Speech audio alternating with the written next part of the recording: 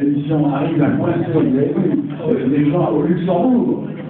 Et il arrive à faire ce monsieur Juncker dont tout le monde fait les loges dans des pires difficultés et il répond en fait n'importe quoi.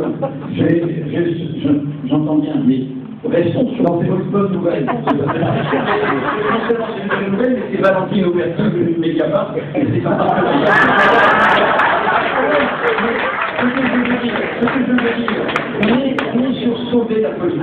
J'ai dit au lendemain de la démission de Jérôme Cahuzac, j'ai dit au lendemain, ce qui ruine la démocratie ne peut pas réduire un journaliste attaché à la République. Moi, ce qui m'inquiète, et je m'adresse à vous, à votre engagement citoyen les uns les autres, c'est que nous mettons cela sur la table. Nous appelons à ce qu'on s'affronte à cela. En guerre, c'est une vraie opération main propre dans ce pays. Bien sûr, regardez nos dernières révélations sur la numéro 2 du UMD, Madame Tabarot. Ah ouais. Regardez cette chronique-là, tout ça est stupéfiant.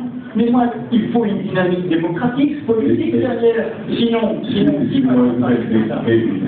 sont les institutions, en l'occurrence de la justice, qui s'emparent de la révélation. On peut se féliciter quand enfin la justice bouge et s'empare, ouvre des enquêtes, on examine des gens. C'est pas les citoyens, c'est pas la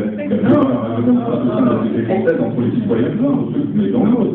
Heureusement que c'est votre argument sur la c'est heureusement que la justice. C'est pas la justice de son argument. Mais les révélations soulignent les dysfonctionnements. Bien sûr que la justice s'en empare, mais derrière ce qui a permis la faute, ce qui a permis le délit, il y a des dysfonctionnements. Encore une fois, je le redis, l'affaire Cahuzac, c'est ça qu'elle met en route.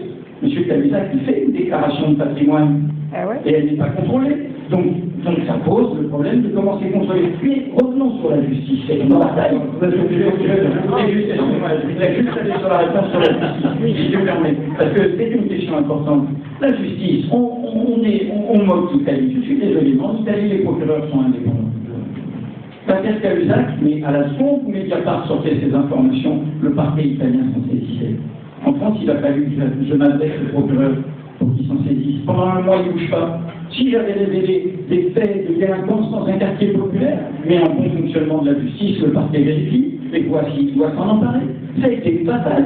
Il n'y aurait pas eu le petit caillou Mediapart. Mais ça tiendrait pas. Le mensonge a été à moins une de devenir vérité, comme dans un des romans d'Orwell. C'est quoi la une du JDD, la Suisse blanchie, Cahuzac? Et c'est quoi cette une faite sur une demande de l'administration fiscale française qui pose la mauvaise question pour avoir la mauvaise réponse? C'est le Nouvel Observateur qui, après la démission de Cahuzac, a donné le fin mot de cette histoire.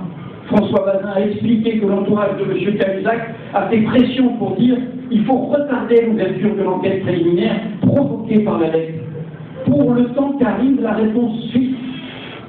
Et la chancellerie aurait pu lui répondre: non, désormais le parquet est indépendant, nous ne donnons pas de questions. Je cite de mémoire l'article de François Bazin.